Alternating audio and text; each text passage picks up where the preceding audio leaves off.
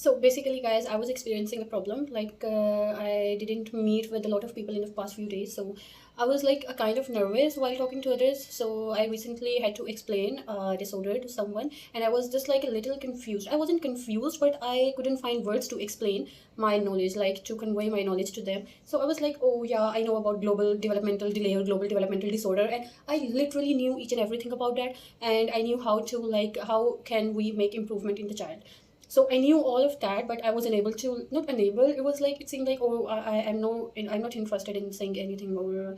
It was giving an impression that I don't know anything. So I decided to make a video on that. Instead of talking to like, instead of trying to find a person to talk with, I decided to make a video and talk to my audience for that. So I'm going to explain you what developmental disorder is, to know what information I do literally have. So global developmental disorder is basically a neurodevelopmental disorder. Like, it is related to a fragile chromosome or fragile gene. So what happened in this disorder, like, if a person fails to meet the milestone at proper age, like for instance, the child will have problem in two or more than two domains. Like, I'm going to explain that. So the first one is like speech.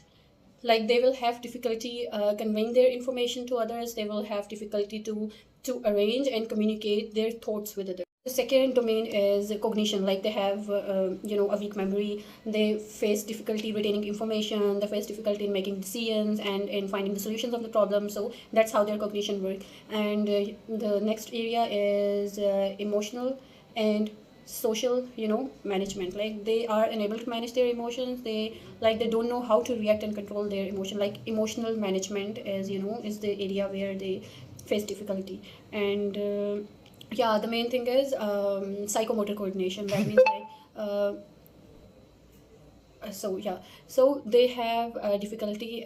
They have, guys, this is what happening to me. Like, I don't know, I guess I need some practice. I need to go out and talk to the people, and I don't know, I was planning to give lectures so that I can improve this again. I wasn't like this. I don't know.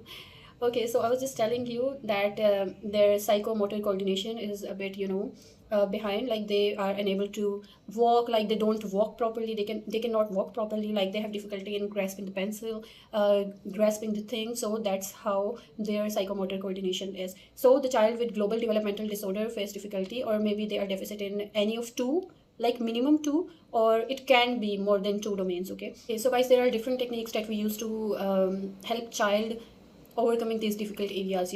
So first of all, we use the visual representation. For instance, instead of saying the child to just in words to do some task or something, we use visual representation, or like showing pictures and things like that, so that child can know that what exactly is expected.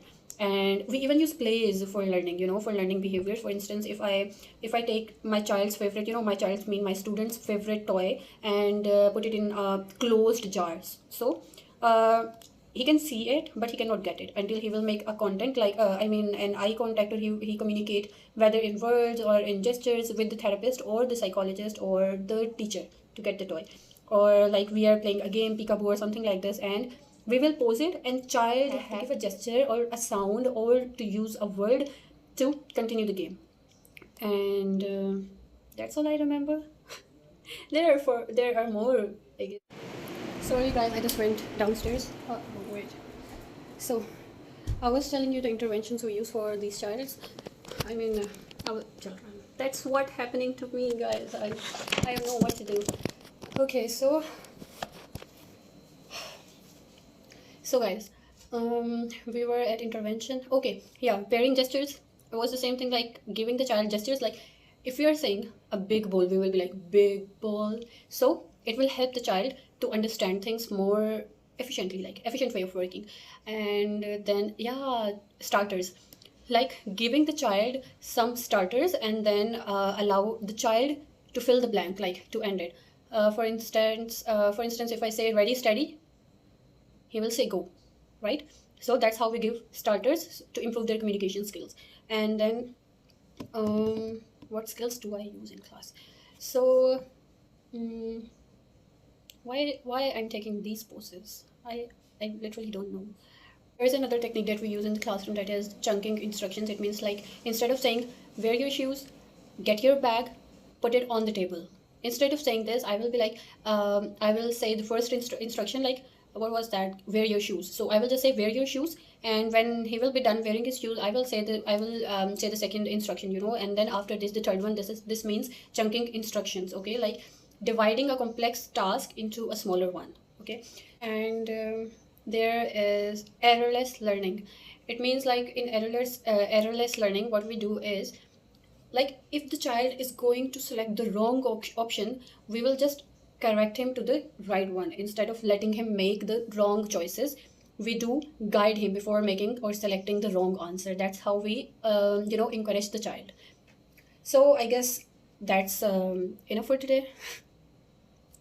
So guys, that's enough for today. Thank you for watching my video. Bye.